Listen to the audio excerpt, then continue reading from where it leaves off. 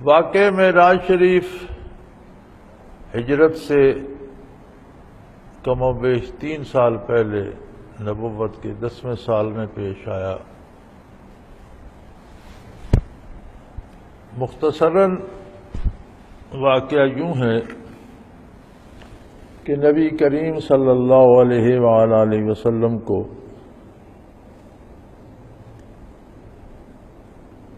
جبکہ آپ آرام فرما رہے تھے، رات کو جبرائیل امین نے اٹھایا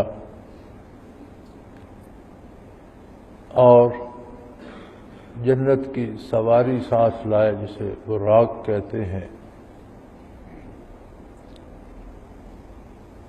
حضور بیت اللہ شریف تشریف لے گئے اور وہاں سے براق کر بیٹھ کر بیت المقدس تشریف لے گئے۔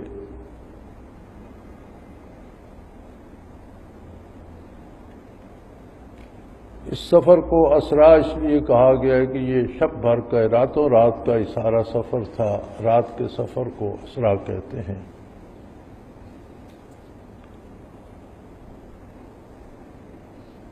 بیت المقدس میں حضور اکرم صلی اللہ علیہ وسلم 2 رکعت ادا فرمائیں۔ تمام انبیاء علیہ الصلوۃ والسلام کو وہاں لایا گیا اور تمام انبیاء کی حضور نے 2 رکعت میں امامت فرمائی، اور پھر اللہ کریم وہاں سے آسمانوں پر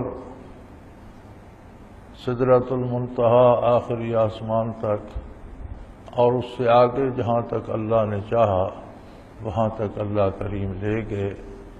آپ نے برزخ کے حالات مشاہدہ فرمائے، جنت کا مشاہدہ فرمایا بنفس نفیس، دوزخ کو دیکھا، آخرت کے حالات آپ نے آنکھوں دیکھے۔ اللہ کریم جن منازل پر لے گئے وہ اللہ جانے اور اللہ کا حبیب صلی اللہ علیہ وسلم۔ اس میں بعض لوگوں کا خیال یہ ہے کہ یہ معراج روحانی تھا اور روح اقدس نے یہ سب دیکھا۔ روحانی واقعات تو اور روزانی معجزات تو حضور کی زندگی میں بے شمار ہیں، آپ کی سیرت طیبہ بھری پڑی ہے، لیکن اس میں پہلی بات تو شروع ہی سبحان الذی، اللہ قادر ہے، ہر کمزوری سے پاک ہے، وہ جو چاہے کر سکتا ہے۔ اس زمانے میں شب بھر میں مکہ مکرمہ سے بیت المقدس پہنچنا اور واپس آ جانا یہی ناممکنات میں سے تھا۔ مہینوں کا سفر تھا آنے جانے کا، تو وہ زمانہ کسی سواری موٹر ریل گاڑی جہاز وغیرہ کا نہیں تھا، گھوڑے اونٹوں پہ سواری ہوتی تھی۔ تو یہی بہت عجیب و غریب بات تھی، جبکہ اللہ کریم حضور کو بیت المقدس سے بالائے آسمان اور اس سے آگے جہاں تک اللہ نے چاہا لے گئے۔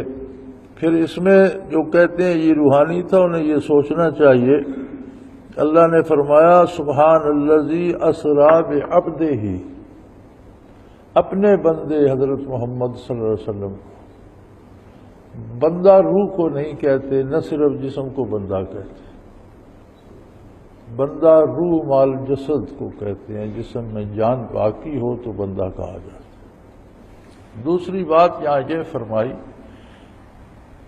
کہ سب سے بلند ترین مقام اللہ کا بندہ ہونا ہے، اللہ کی ذات اور صفات میں شریک نہیں۔ حضور اپنے جسم مبارک سمیت زندگی کی حالت میں مکہ مکرمہ سے بیت المقدس اور بیت المقدس سے سدرۃ المنتہا اور اس سے آگے جہاں تک اللہ چاہا آپ وجود عالی سمیت تشریف لے گئے۔ اور یہ عجیب و غریب اور یکتا معجزہ نبی کریم صلی اللہ علیہ وسلم کا، ہر نبی سے اللہ کا تعلق اس درجے کا رہا کہ ہر نبی پر وحی آتی تھی، لیکن وہی زمینوں پر آتی رہی۔ انبیاء کو اللہ سے شرف ہم کلامی بھی نصیب ہوا، وکلمہ ربہ تکلیما، موسیٰ علیہ السلام کلیم اللہ تھے، لیکن زمین پر ہی بات ہوتی تھی۔ بے شمار معجزات انبیاء کو عطا فرمائے گئے۔ انبیاء کی ارواح کے سفر کی کوئی بات نہیں کر سکتا، اس لیے کہ غیر نبی نبی کی منزل کو جان ہی نہیں سکتا، لیکن جسمانی طور پر حضور اکرم صلی اللہ علیہ وآلہ وسلم کے علاوہ کوئی ہستی ان بلندیوں پر تشریف نہیں لے گئی جن پر حضور اکرم جسد انصری سمیت تشریف لے گئے۔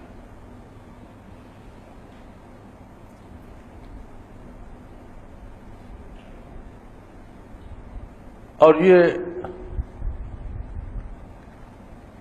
بھی فرمایا بِعَبْدِهِ، ان ساری بلندیوں کے باوجود حضور اکرم صلی اللہ علیہ وآلہ وسلم اللہ کے بندے ہیں، اللہ کی ذات یا صفات میں شریک نہ کیا جائے۔ مخلوق مخلوق ہے، خالق خالق ہے، وہ واحد ہے، لا شریک ہے، کوئی اس کی مثال نہ ذات میں بن سکتا ہے نہ صفات میں۔ تو اس سفر کی روداد سن کر عیسائیوں کی طرح حضور اکرم صلی اللہ علیہ وسلم سے الوہیت کی نسبت نہ کی جائے، اس لیے فرمایا بِعَبْدِهِ۔ اس عبد میں دونوں باتیں آ گئیں، ایک تو یہ کہ سفر روح مال جسد آپ کے جسم اطہر کا تھا۔ اگر حضور اکرم صلی اللہ علیہ وسلم کی برکات نصیب ہوں کسی مسلمان کی روح کو، تو وہ روح بالائے آسمان بھی جاتی ہے اور اس سے آگے عرش عظیم پہ بھی جاتی ہے اور نو عرش بھی طے کرتی ہے، عالم امر میں بھی جاتی ہے۔ یہ اسی کو سیر سلوک یا اسی کو سلوک یا تصوف کہتے ہیں، اور انہی کو منازل سلوک کہا جاتا ہے۔ لیکن جسد اطہر کے ساتھ جانا اور وہ لطافت، اس کا مطلب ہے حضور اکرم صلی اللہ علیہ وسلم کے جسم اطہر میں وہ لطافت تھی جو ہر کس و ناکس کی روح کو بھی نصیب نہیں ہوتی۔ مسجد اقصی میں تشریف لے گئے، فرمایا بارکنا حولہ۔ مسجد اقصی بیت المقدس ایسی جگہ ہے جس کے ماحول کو، ارد گرد کو ہم نے برکتوں سے بھر دیا۔ ظاہری برکات بھی وہاں بے شمار ہیں، سرسبز و شاداب علاقہ ہے، ہر موسم کے پھل ہر جگہ دستیاب ہوتے ہیں، وافر ہوتے ہیں، فراوانی ہے اللہ کی نعمتوں کی، اور بہت سے انبیاء علیہ السلام کی آرام گاہ بھی ہے، تجلیات باری کا معبد بھی ہے، بہت سی قوموں کا قبلہ بھی رہا، تجلیات ذاتی کا معبد ہے۔ تو ظاہری طور پر بھی اور باطنی طور پر بھی بے پناہ برکات کا مجموعہ ہے۔ اور فرمایا صرف بیت المقدس تک ہی مقصد نہیں تھا، بلکہ لنوریہ من آیاتنا، ہم انہیں اپنی نشانیاں دکھائیں، یعنی بیت المقدس سے بالائے آسمان سے عرش عظیم تک۔ پھر آپ نے برزخ کے بے شمار احوال کا ملاحظہ فرمایا جن کا بیان حضور کی حدیث پاک میں موجود ہے۔ جنت کا ملاحظہ فرمایا، دوزخ کو دیکھا، اور آخرت کے حقائق، زندگی اور موت کے بارے انبیاء علیہ السلام نے سوال کیا، انہیں دکھائی بھی کی۔ حضرت ابراہیم علیہ السلام نے عرض کی کیف تحیی الموتى، اللہ آپ مردوں کو کیسے زندہ فرمائیں گے؟ تو پوچھا گیا کہ آپ کو یقین؟ فرمایا یقین ہے، میں دیکھنا چاہتا ہوں کہ ہوگا کیسے۔ تو فرمایا آپ 4 پرندے لیں، انہیں اپنے ساتھ ہلا لیں، پھر جب ہل جائیں تو ذبح کر کے ان کا گوشت اکٹھا چوری بنا کر پر ہڈیاں کچل کر 4 پہاڑوں پہ پھینک دیں، اور ایک ایک کو بلائیں، دیکھیں وہ آپ کے پاس آ جائے گا۔ کوئی ذرا کہیں سے، کوئی ذرا کہیں سے اڑ کر آ رہا ہے، جسم بن رہے ہیں، زندہ ہو رہے ہیں۔ حضرت عزیر علیہ السلام نے شہر کو برباد دیکھ کر سوال کیا کیف تحیی الموتى، ان مردوں کو اللہ پتہ نہیں کیسے زندہ کرے گا؟ زندہ تو کرے گا، کیسے کرے گا یہ سمجھ نہیں آتی۔ انہیں 100 سال سلا دیا، اور جب اٹھے تو فرمایا آپ دیکھیں آپ کا جو کھانا اور آپ کے پاس جو مشروب تھا وہ ویسے کا ویسا تازہ رکھا ہے، آپ کی سواری کا گدا تھا اسے مٹی کھا گئی، اب دیکھیں وہ کیسے زندہ ہوتا ہے، ایک ایک ذرہ جڑ کر پھر وہ سلامت ہو کر زندہ ہو گیا۔ لیکن یہ سارے مشاہدات، سارے واقعات زمین پر ہی وقوع پذیر ہوئے۔ یہ حضور اکرم صلی اللہ علیہ وسلم کی ذات ہے کہ جنہوں نے بنفس نفیس تشریف لے جا کر برزخ میں بھی، بالائے آسمان بھی، جنت دوزخ کو بھی، اور اللہ جل شانہ کی بارگاہ میں حاضری بھی۔ جہاں تک کلام باری کا تعلق ہے تو اس میں تو کسی کو کوئی شبہ نہیں ہے کہ حضور اللہ کے کلام سے مشرف ہوئے اور امت کے لیے 50 نمازوں کا تحفہ عطا ہوا۔ نمازیں جو فرض ہیں یہ معراج شریف پر حضور کی تشریف لے جانے کی خوشی میں تحفہ عطا ہوا امت کو کہ 50 مرتبہ دن میں میری بارگاہ میں حاضری دے سکتی ہیں۔ پھر لمبی حدیث ہے، کم ہوتے ہوتے 5 رہ گئیں اور ارشاد ہوا کہ یہ ادا 5 کریں گے ثواب 50 کا ہی دوں گا، اجر 50 کا ہی پائیں گے۔ یہ صلاۃ جسے آج ہم بوجھ سمجھتے ہیں اور مسلمانوں کی اکثریت جسے بھولے ہوئے ہے، یہ وہ انعام ہے، وہ تحفہ ہے جو حضور کو معراج پر تشریف لے جانے پر اللہ کی طرف سے نصیب ہوا کہ آپ کی ساری امت دن میں روزانہ 5 بار میرے بارگاہ میں حاضر ہو کر اپنی گزارشات بھی پیش کر سکتی ہے، میری نوازشات بھی حاصل کر سکتی ہے۔ انسان چونکہ مادیت میں الجھ جاتا ہے، اسے کوئی ضلع کا ڈپٹی کمشنر بھی کہہ دیتا کہ تم صبح شام میں 5 دفعہ میرے پاس آ سکتے ہو تو بھاگا جاتا۔ اس چیز کا احساس اور ادراک نہیں ہے کہ بارگاہ الوہیت میں حاضری کا مرتبہ اور مقام کیا ہے، اس لیے ہمیں یہ بوجھ لگنے لگ جاتی ہے۔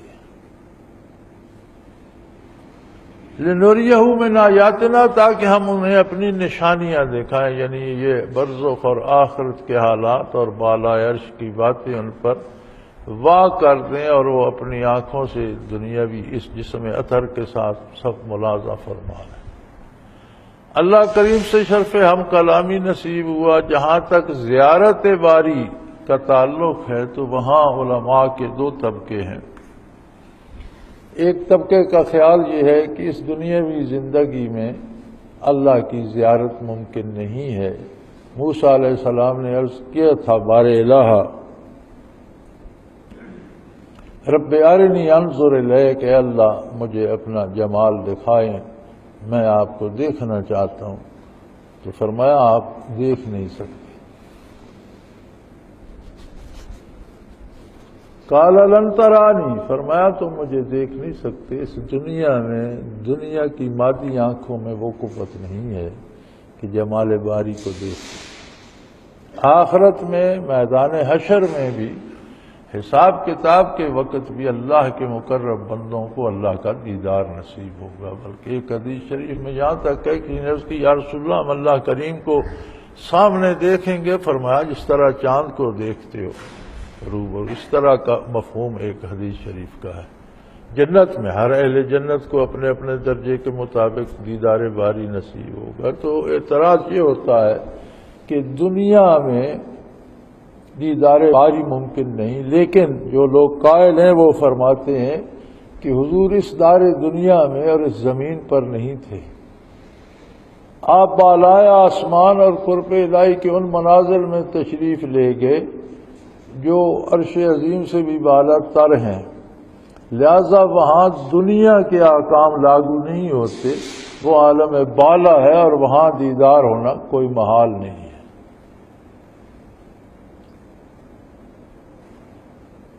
انہ هو السمیع البصیر، یقیناً اللہ کریم ایسے ہیں کہ سب کچھ سنتے بھی ہیں دیکھتے بھی ہیں۔ سبحان اللہ سے شروع کیا کہ اللہ پاک ہے، وہ جو چاہے کر سکتا ہے، کوئی کمزوری کوئی رکاوٹ اس کی راہ میں نہیں، ہر چیز پہ قادر ہے، اپنے حبیب کو سفر کرایا قادر ہے، بالائے عرش لے گیا وہ قادر ہے، آخرت دکھائی وہ قادر ہے، جو چاہے کر سکتا ہے۔ تو آج تو مادی سائنس نے گاڑیاں، جہاز، پھر راکٹ بنا کر حیرت انگیز کرشمے جو ہیں وہ مادی طور پر کر دیے، تو یہ تو قدرت باری کی بات ہے، اللہ جو چاہے کرے۔